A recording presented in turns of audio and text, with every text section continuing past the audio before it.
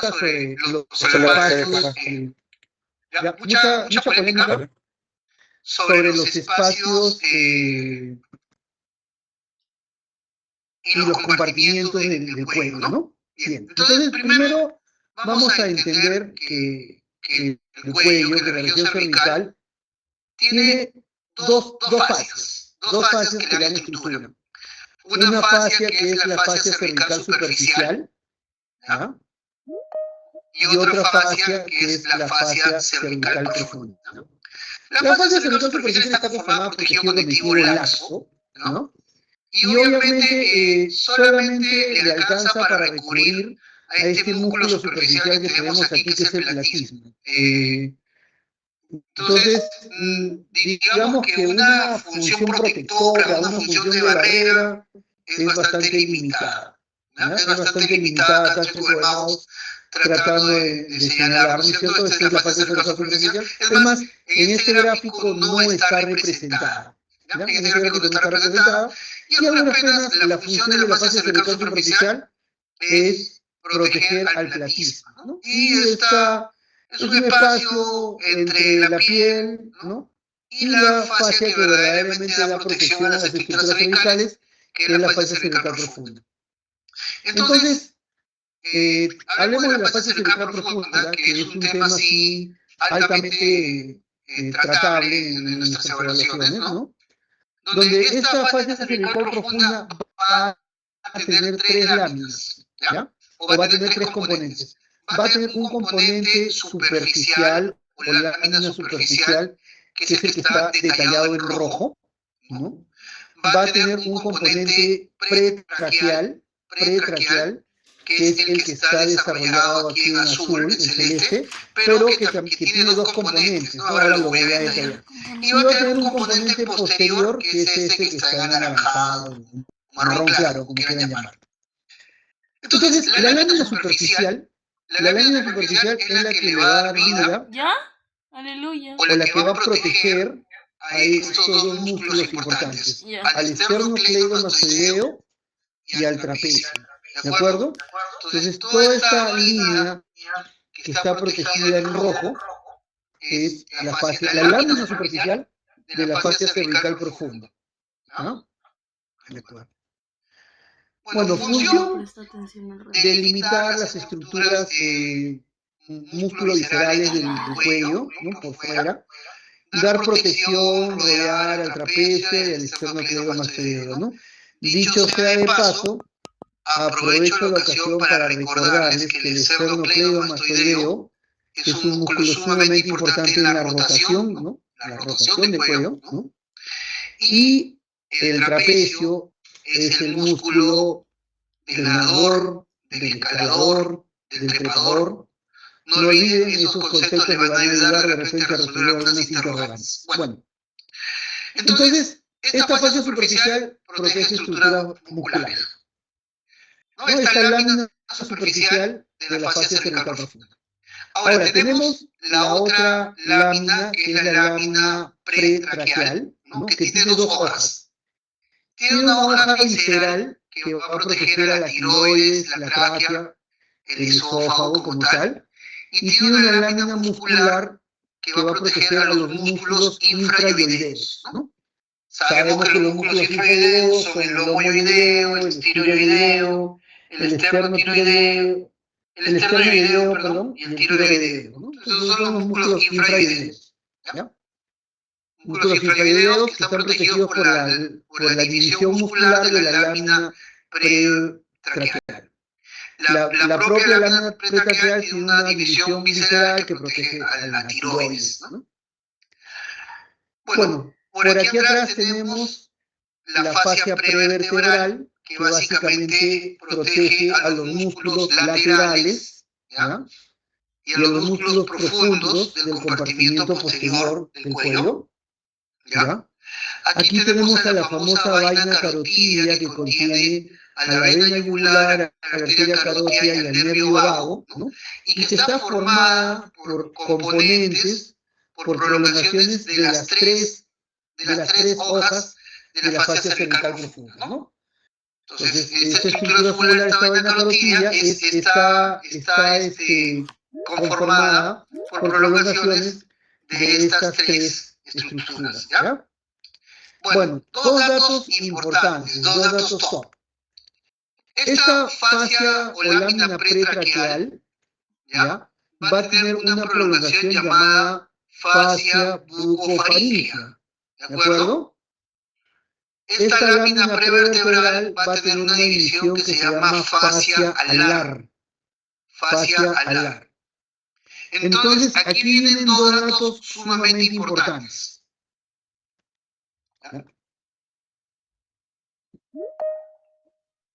Entre la fascia bucofaríngea y la fascia alar, vamos a tener este espacio denominado espacio retrofaríngeo.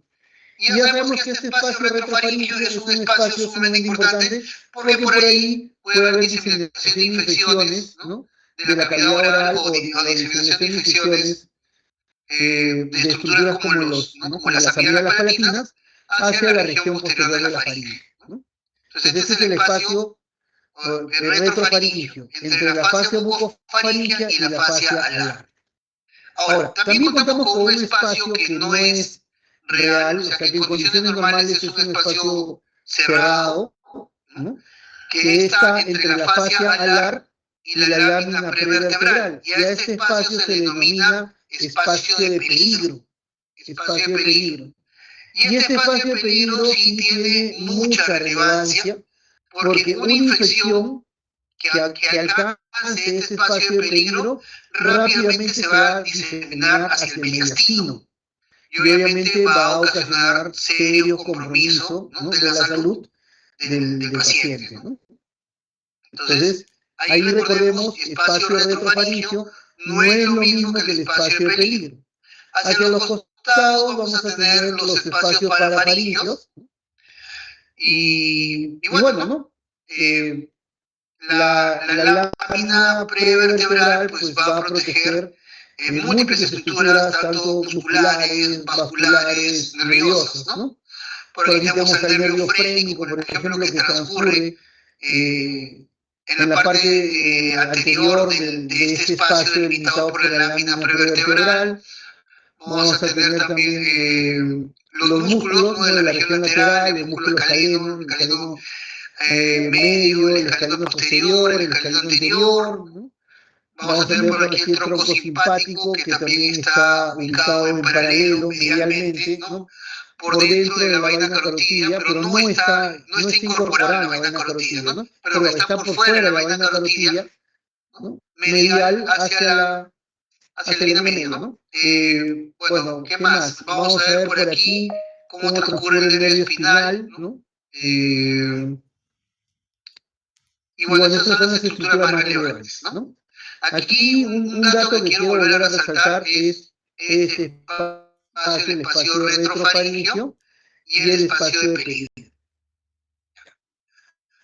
Otra lámina que también es sumamente importante, que la interioricen, que no la dejen de lado, no la vayan a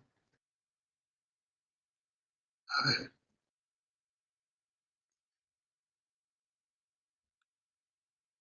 Otra lámina que nos va a ayudar a resolver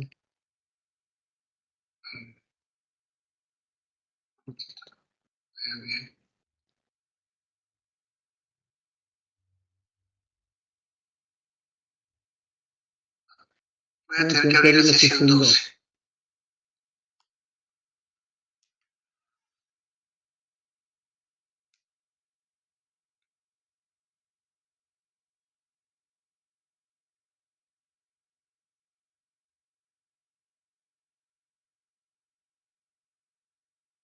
Compartir.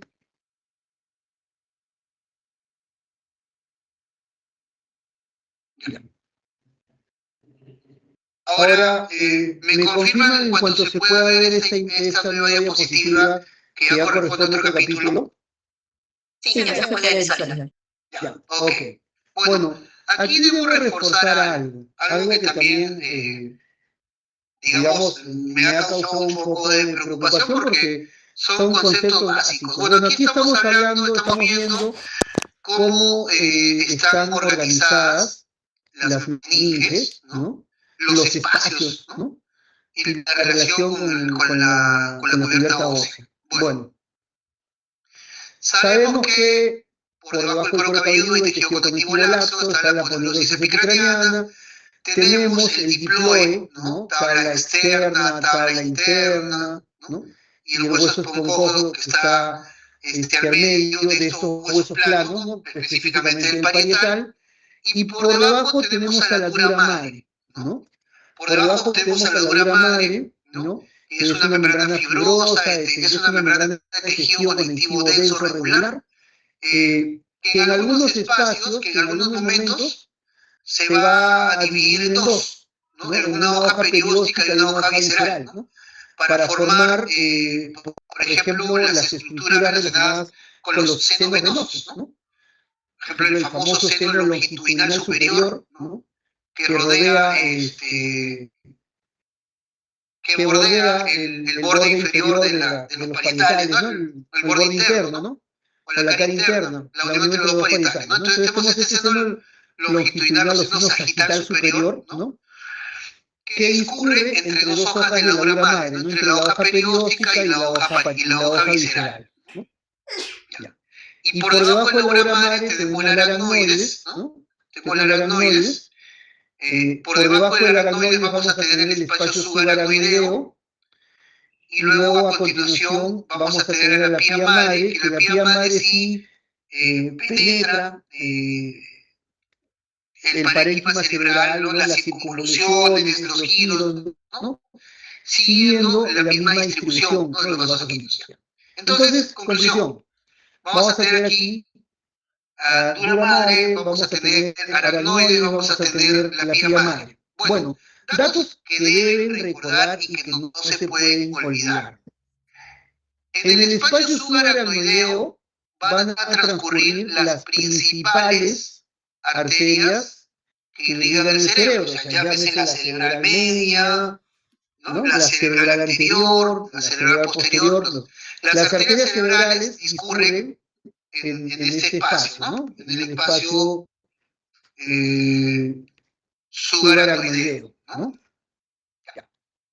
Entonces, ese es un primer concepto. Entonces, supongamos que hubiese un aneurisma o una lesión que comprometa la arteria cerebral media o que comprometa la arteria cerebral posterior o la arteria cerebral anterior, ¿no? ¿Dónde se expandiría, dónde se extravasaría la sangre? ¿En qué espacio? El espacio subaracnoideo. En el espacio subaracnoideo. Así es, muy bien. Entonces, hay una pregunta en alguna de las evaluaciones donde se les preguntó, ¿no? Si hay un aneurisma de una arteria cerebral, ¿dónde se localiza inicialmente el sangrado? En el espacio subaracnoideo, ¿no? Y lo que ocasiona es una hemorragia subaracnoidea, ¿no? Y a pesar de ser una pregunta básica, pues fue motivo de fallo entre muchos, ¿no? Entonces, no pueden olvidarse de eso, por favor. Ahora, otro tema importante que quiero recalcar, ¿no? Entre las hojas de la dura madre se forman los senos venosos, ¿no?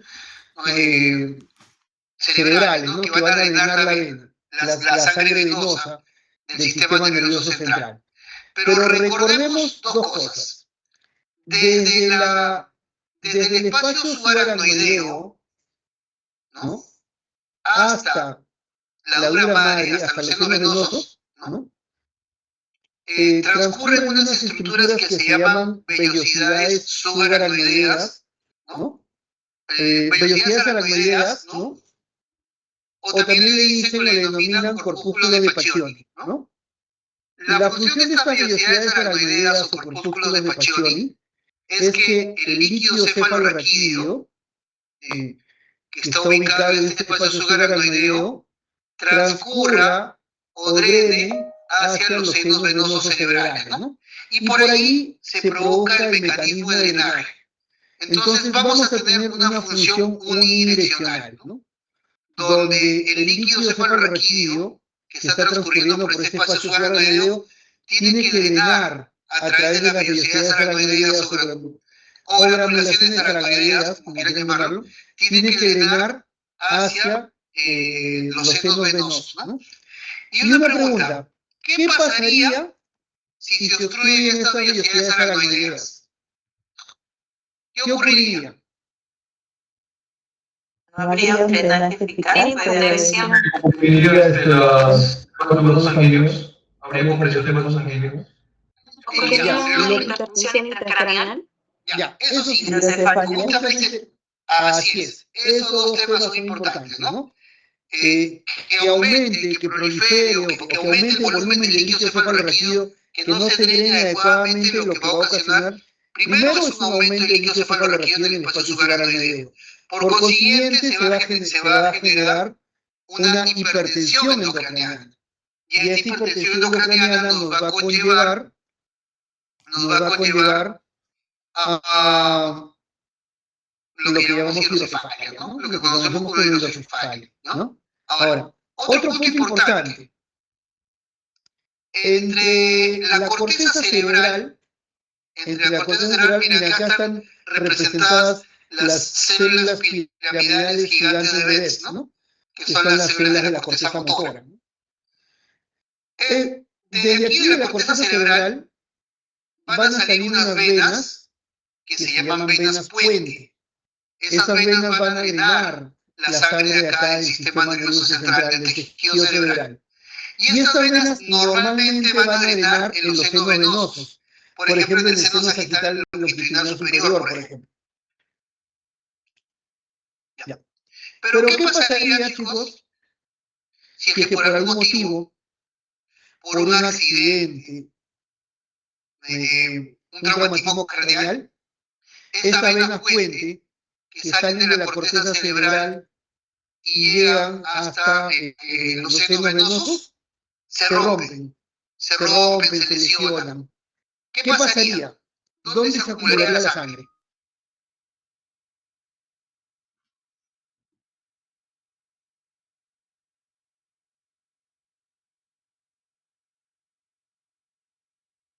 ¿En la corteza cerebral? Puede ser. Pero en el espacio subdural. Así es, en el espacio subdural. Entonces, la ruptura de una vena puente lo que va a ocasionar es una hemorragia en el espacio subdural, entre la dura madre y la aracnoides. A eso le llamamos hemorragia o hematoma. Profesor,